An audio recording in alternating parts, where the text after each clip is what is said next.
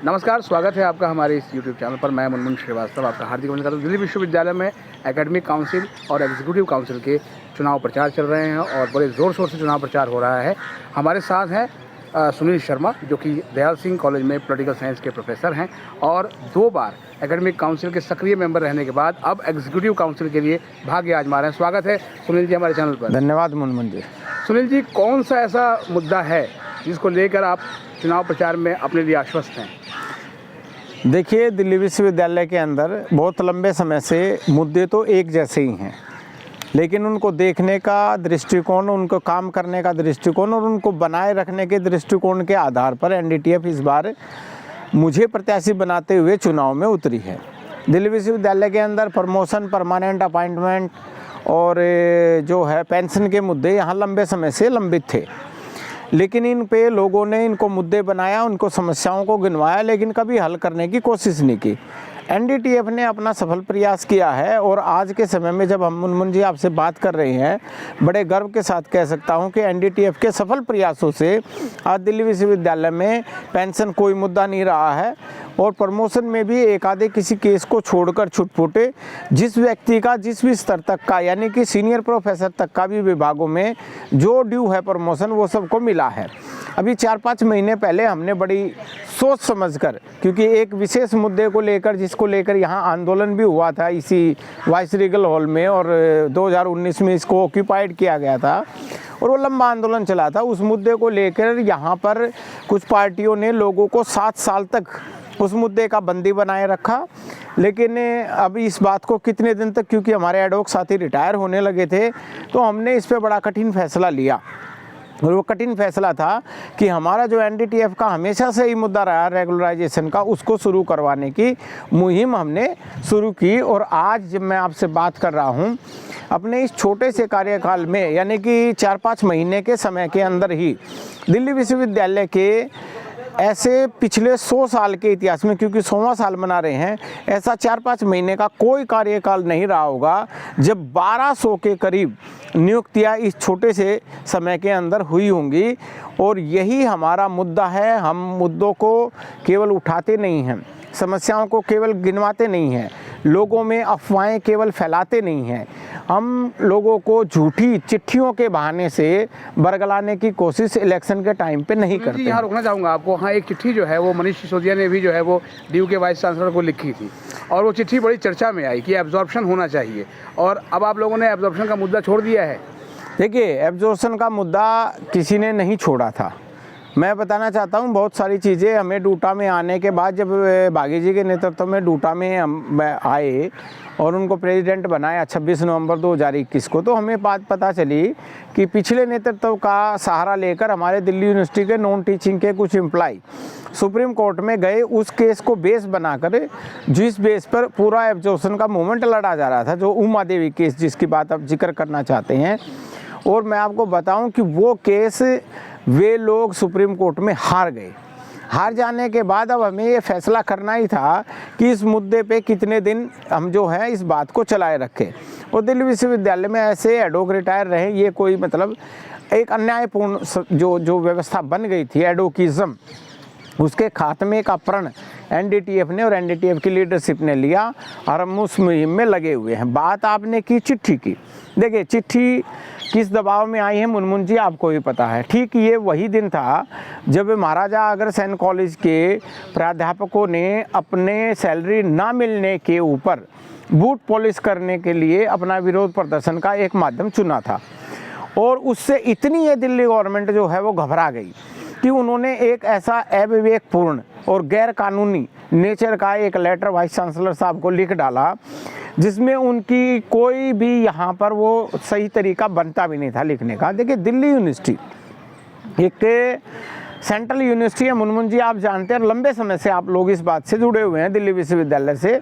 तो किसी भी केंद्रीय विश्वविद्यालय के अंदर कोई भी ऐसा पत्र या नियम या कानून लागू नहीं किया जा सकता जिसका नेचर ही जो है वो भेदभावपूर्ण हो।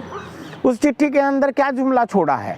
उस चिट्ठी के अंदर छोड़ा है कि जी आप हम सब लोगों का एब्जॉर्प्शन करना चाहते हैं, आप 28 कॉलेजेस के अंदर हमारी जो है वो गवर्निंग बॉडी बना दीजिए। मैं आपको ये बताना चाहता हूँ बिल्कुल जिम्मेदारी के साथ, ये एब्जॉर्प्शन तो एक बहाना है। मनीष सिसोदिया जी के माध्यम से कुछ साथियों को दिल्ली विश्वविद्यालय में रेगुलराइजेशन रुकवाना है और इन 28 कॉलेजों में अपनी गवर्निंग बॉडी बनवाना है। अन्यथा गवर्निंग बॉडी को, मतलब आपको भी पता होगा कि 5 लेटर को हम क्या माने जो है, ये बिल्कुल एकदम निराधार, एक ऐसे शिक्षा मंत्री के माध्यम से ऑफिस से ये लेटर निकला है जिसने कुछ समय पहले अपने ही 12 कॉलेजों के साथियों को, जिसमें परमानेंट भी हेडों की नहीं है, ये ध्यान देने की बात है क्योंकि वहाँ पर अप्रूवल अभी परमानेंट टीचर की भी नहीं आई है, उनको घोस्ट एम्प्लॉय कहा था। हमारे टीचर्स, हमारी संस्थाओं के ऊपर फाइनेंशियल बगलिंग का जो चार्ज लगाया था, ये उस उप मुख्यमंत्री द्वारा दिया गया लेटर है जो हमारे विद्यार्थियों की फीस के जो फंड हैं सोसाइटीज़ के, उनको हड़प कर यहाँ पर फंड कटौती करने के मंशा से आगे बढ़ रहा था। फंड कटौती उन्होंने की हुई है, अभी भी लोग जिस सैलरी से जल रहे हैं। कमाल की बात है कि दिल्ली विश्वविद्यालय का चुनाव आ रहा है, हर एक संगठन जो है सैलरी मिलने वाली है ऐसा कोई नोटिस लेके, अरे सैलरी मिलने वाली है, ये हमारा अधिकार है, इसको आप अचीवमेंट बता रहे हैं क्या? यार कॉलेज के जो है वो शिक्षक भी जो है वो धरने पे बैठे, वो लगातार 3, 4, 5 दिन वो लगातार धरने पे बैठे। आप सोच के देखिए कि वे क्लास भी ले रहे हैं, धरना भी कर रहे हैं, और आप केवल शिक्षकों की बात क्यों करते हैं मुनमुन जी? यहाँ पर 10,000 रुपये, 15,000 रुपये पाने वाले हमारे कॉन्ट्रैक्ट के साथी भी हैं, हमारे नॉन टीचिंग एम्प्लॉय हैं जिनकी इतनी सैलरी नहीं होती है। लोगों को अपने इलाज करवाने के लिए, माँ बाप के इलाज करवाने के लिए दूसरे साथियों से पैसा लेना पड़ता है, बच्चों की गुल्लक फोड़नी पड़ती है, घर का खर्चा चलाने के लिए, बिजली बिल भरने के लिए। अभी भी जो पैसा रिलीज करने की बात कर रही हैं, 113 करोड़ रुपए का डेफिसिट आज के टाइम पे भी है मुनमुन जी। तो ये एक विवेकपूर्ण तरीके से दिया गया निर्णय बिल्कुल नहीं है, ये पार्शियल इन नेचर है, और कोई भी चीज़ जिसके अंदर भेदभाव लगता हो वो दिल्ली यूनिवर्सिटी के अंदर लागू नहीं हो सकती, क्योंकि ये केंद्रीय विश्वविद्यालय है। कोई 2 पॉलिसी थोड़ी बनेंगे नियुक्ति करने के लिए, 28 कॉलेज में तो 1 पॉलिसी बनेगी और बाकी जो लगभग 80 संस्थाओं में से जो बाकी बच गई उनमें से दूसरी पॉलिसी बनेगी। लेकिन ये भी तो सुनील जी हो रहा है कि जैसे जो ड्यू का कॉलेज ऑफ आर्ट देखा जाए जी, अभी भी वो अदर मेरिट का हुआ है। देखिए अम्बेडकर यूनिवर्सिटी का पार्ट बन गया या ड्यू ने उसको छोड़ दिया, तो कहीं ना कहीं दिल्ली सरकार दबाने की कोशिश तो कर ही रही है। देखिए बिल्कुल मुनमुन जी, इस बात को बड़ी जिम्मेदारी के साथ मैं कहना चाहता हूँ। जब एकेडमिक काउंसिल के अंदर हम थे तो दिल्ली सरकार की तरफ से एक प्रस्ताव आया था इसकी NOC लेने के ऊपर, हमने इसको पास नहीं होने दिया, एक कमेटी बनवाई और कमेटी की रिकमेंडेशन के आधार पर बाद में आज दिल्ली यूनिवर्सिटी का अभिन्न अंग है। अभी मैं कॉलेज ऑफ आर्ट से ही आ रहा हूँ और सब लोग इस बात के लिए NDTF को जो है अप्रिशिएट कर रहे हैं कि आप लोगों ने लड़ाई लड़ी तो हमारा इंस्टीट्यूशन बचा, नहीं तो कॉलेज ऑफ इंजीनियरिंग मुनमुन जी आपके सामने ही गया, NSIT आपके सामने गया, कॉलेज ऑफ फार्मेसी आपके सामने गया।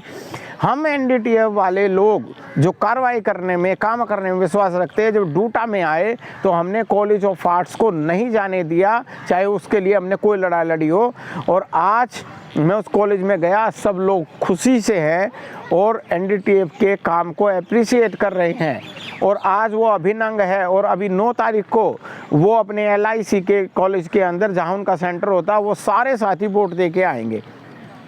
तो अभी जब वो वोट दे रहे हैं दिल्ली विश्वविद्यालय के अंदर ACEC में, तो वो क्यों नहीं आज अभी ना बंग है? आज की तारीख में मान के चल रहे हैं कि जो कॉलेज ऑफ आर्ट है वो ड्यू का अभिन्न हिस्सा है, ड्यू का अभिन्न हिस्सा है, था और रहेगा। और ये मनीष सिसोदिया की और केजरीवाल की उस चाल के ऊपर एक कठोर प्रहार था, एक मजबूत डूटा के माध्यम से, NDTF के माध्यम से, कि अब आने वाले दिनों में आप लोग हमारी किसी भी संस्था को इस प्रकार से कब्जे में नहीं ले सकते जैसे आपने पहले कोशिश की है। अब एक ऐसा शिक्षक संगठन आपके बीच में आया है जो आपकी इन चालबाजियों को कामयाब नहीं होने देगा। लेकिन डूटा में NDTF के होने के बावजूद बड़ी संख्या में जो है डिस्प्लेसमेंट भी हुई। देखिए इसको आप डिस्प्लेसमेंट कह रहे हैं, हम ये कह रहे हैं कि 1200 में से 1100 साथियों का प्लेसमेंट हुआ है। कुछ साथी प्लेस नहीं हो पाए हैं, उनके लिए एक संजीदा जो लीडरशिप होनी चाहिए, संवेदनशील लीडरशिप होनी चाहिए। देखिए वो आपके सामने है और आपको ये आंकड़े पता भी हैं कि अगर वो कोई साथी डिपार्टमेंट से हटे हैं, किसी कॉलेज से हटे हैं, तो आज मैं आपको यहाँ जिम्मेदारी से कह रहा हूँ कि 40 से ज़्यादा ऐसे साथियों को हम लोग अलग अलग अपने जो मॉरल प्रेशर होता है, जो प्रयास होते हैं, उन प्रयासों के माध्यम से हम लोग अलग अलग डिपार्टमेंट्स में जो हैं और कॉलेजेस के अंदर लगवा चुके हैं। अभी एफएमएस में ही हमारे जो 2 साथी अलग अलग विभागों से लगे थे वो एफएमएस में लग गए हैं। दयाल सिंह कॉलेज में जो है कॉमर्स में लोग लगे हैं, इंग्लिश में लोग लगे हैं, लक्ष्मीबाई से हटाए गए लोग किरोड़ीमल में लगे, हंसराज से हटाए गए लोग लक्ष्मीबाई में और किरोड़ीमल कॉलेज में लगे। हमारे पास पूरी सूची है, आप चाहेंगे तो हम आपको वो भी देंगे। मतलब ये है कि जो डूटा है, जो डिस्प्लेस्ड हुए हैं एड हॉक लॉन्ग सर्विंग, उनके लिए काम कर रहा है, उनके लिए निश्चित रूप से काम कर रहा है। हम 2015 की तरह ERSD से हटाए गए साथियों और लो फैकल्टी वाले साथियों को ये नहीं कह रहे हैं कि अब आप हट गए और डूटा के पार्ट नहीं है, हमारा आपका कोई लेना देना नहीं।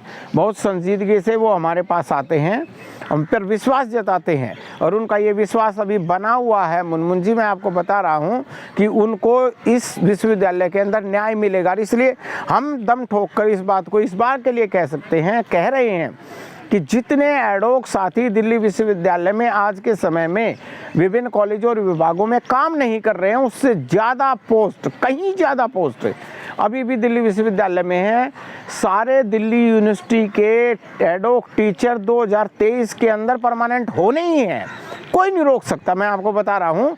और जो साथी बाहर गेस्ट पर लगे हुए हैं और नए रिसर्चर हैं, MPhil नेट PhD कर आ रहे हैं, उन साथियों को भी यहाँ पर मौका मिलने वाला है और ये यूनिवर्सिटी फिर से अपने गरिमा में पूर्ण जो है स्थान पर पहुँचेगी। तो क्या हम मान के चलें कि जो DU में शिक्षकों का एक अपॉइंटमेंट पर्व शुरू हो गया है? जी, तो इसको कोई रोक, और ये पर्व जो है ये कोई एक दिन का पर्व नहीं है, ये तो कोई कुंभ के मेले की तरह एक लंबी चलने वाली प्रक्रिया है। लेकिन ये प्रक्रिया 2023 के अंदर ही विभिन्न विभागं में होने वाली। अभी फिजिक्स डिपार्टमेंट में देखो इतनी सारी अपॉइंटमेंट होनी है, उनका इंटरव्यू लग चुका है। डिपार्टमेंट में भी, कॉलेजों में सिमल्टेनियस जो अपॉइंटमेंट चल रही है सारे कई कॉलेजों में एक साथ, तभी तो इतने छोटे कार्यकाल के अंदर ये 1200 का आंकड़ा हम कवर कर पाए हैं। मकर संक्रांति का पिछले दिनों जब एक कार्यक्रम हुआ था तो NDTF के आयोजन में बड़ी संख्या थी शिक्षकों की। जी, तो क्या जो DU का जो शिक्षक है वो NDTF में विश्वास व्यक्त कर रहा है? जी, बिल्कुल विश्वास व्यक्त कर रहा है, नहीं तो आप खुद उस कार्यक्रम में उपस्थित थे, आपने उसकी कवरेज की थी। 1500 से लेके 1700 प्राध्यापक। देखिए, प्राध्यापकों को आप ये मत मानिए कि वो किसी भी तरफ चल पड़ते हैं और कोई भीड़ ऐसे ही जुटा लेते हैं। यहाँ दिल्ली विश्वविद्यालय में पढ़ाने वाला प्रत्येक प्राध्यापक बहुत विवेकशील व्यक्ति है और अपने निर्णय विवेकशीलता के आधार पर लेता है। काम करने वालों के साथ दिल्ली यूनिवर्सिटी का टीचर अब जुड़ना चाहता है, क्योंकि उन्होंने उन लोगों को देखा है जिन्होंने समस्याओं को समस्याएं बनाए रखा और कभी उनको हल नहीं होने दिया, अफवाह फैलाने का काम किया। ये आपका मनीष सिसोदिया का जो लेटर है, ये अफवाह फैलाने का लेटर है, लोगों को भ्रमित करने का लेटर है, जिसका नेचर इम्पार्शियल है। ये क्या हो सकता है? और ये मैं बताऊँ, ये वो NDTF के लीडरशिप में, भागी जी, नेगी जी की लीडरशिप में हम लोगों के जो साझे प्रयास, मैं पिछले 8 साल से 2 बार डूटा एग्जीक्यूटिव में रहा, 2 बार एकेडमिक काउंसिल में रहा, जो हमारे प्रयास है उनको देखते हुए, क्योंकि हम समस्याएं केवल उठाते नहीं हैं, उन पे नियम कायदे कानून बनाते हैं। नियम कायदे कानून बनाकर जिनको उनका लाभ होना चाहिए वहाँ तक पहुँचाने के लिए कमिटेड हैं, इसलिए लोग हमसे जुड़ते हैं। मुनमुन जी, यानी हम ये मान के चले कि इस बार भी जो है वो आपकी जीत सुनिश्चित है? देखिए, ऐसा लोकतंत्र के अंदर पहले परिणाम आने से पहले इस प्रकार की बात करना तो एक अभिमान रूप होगा, लेकिन निर्णय तो 10 तारीख को ही होगा। लेकिन 9 तारीख को इस दिल्ली विश्वविद्यालय के सभी प्राध्यापक साथियों से मैं अपील करना चाहता हूं कि एक बार काम करने की संस्कृति को फिर से, जैसे आपने नेगी जी को प्यार दिया, उनको ढेर सारी वोटें दी, डूटा में भागी जी को मतलब अथाह समर्थन मिला, उस वैसा ही समर्थन हम लोगों को मिलना चाहिए। अब अपॉइंटमेंट भी शुरू हो गई हैं और हमारे सामने जो आने वाले मुद्दे वो पास सर्विस काउंट के हैं, प्रमोशन के हैं, ओल्ड पेंशन स्कीम के हैं, हाउस बिल्डिंग एनवायरनमेंट के हैं, मेडिकल फैसिलिटी को बेटर करना, हमारे पास मुद्दे हैं और मुद्दों को हम हल करवाने की नीति पे चलते हैं। बहुत बहुत धन्यवाद सुनील जी, हमें समय देने के लिए और आपको शुभकामनाएं। धन्यवाद मुनमुन जी।